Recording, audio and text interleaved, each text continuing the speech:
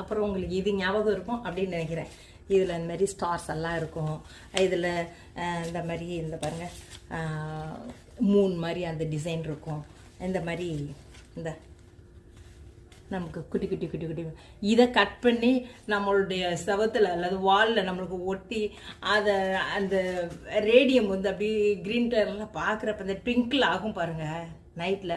அடாடாடாடா எவ்வளோ நல்லாயிருக்கும் தெரியுமாங்க. அந்த சின்ன வயசுடைய அந்த ஸ்டேஜுக்கு நம்ம சின்ன சின்ன விஷயங்களை வச்சு நான் போய்கிட்டே இருக்கிறேங்க.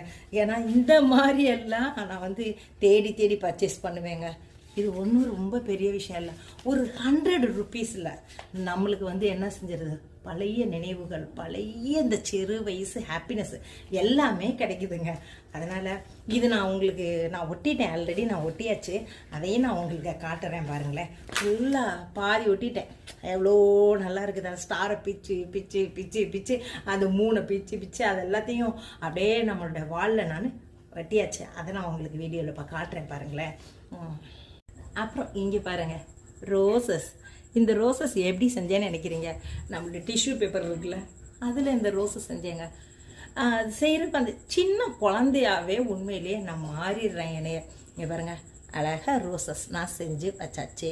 இதை நான் வந்து எப்படி என்னுடைய அந்த ஃப்ளவர் வாஷில் நான் வைக்கிறேன் அப்படின்னு சொல்லிட்டு அதையும் உங்களுக்கு அந்த வீடியோவும் நான் போடுறேன். எவ்வளோ அழகான ரோஸ். நம்ம சும்மா சும்மா உக்காந்துட்ருப்போம் அந்த டைமில் இந்த மாதிரி நம்ம அந்த டிஷ்யூ பேப்பர் அப்படின்னு தான் நினைக்கிறோம். இந்த டிஷ்யூ பேப்பர் ஒன்றும் கையை தொடச்சி கீழே போடுறதுக்கு மட்டும் இல்லைங்க, இந்த மாதிரி அலங்கார பொருள்களை செய்கிறதுக்கும் அந்த டிஷ்யூ பேப்பர் யூஸ் ஆகுது.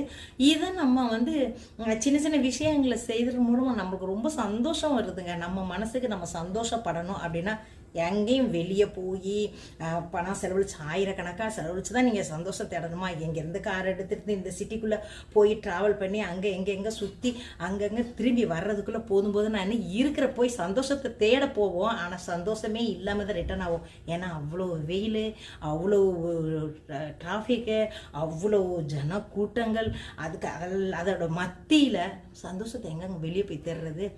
இந்த மாதிரி உட்காந்து டிஷ்யூ பேப்பரை எடுத்து இந்த மாதிரி ரோசஸ் செய்கிறது மூலமாகவும் நம்ம சந்தோஷத்தை தேடிக்கிறலாம். நான் எப்படியும் சந்தோஷத்தை தேடிக்கிறேன். என்னைய மாதிரி நீங்கள் கேரக்டர் உள்ள ஆள் அப்படின்னா எனக்கு தயவு செஞ்சு கமெண்டில் போடுங்க.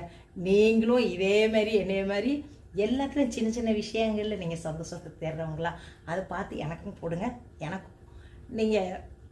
எனக்கும் ஒரு ஃப்ரெண்டு கிடைச்ச மாதிரி.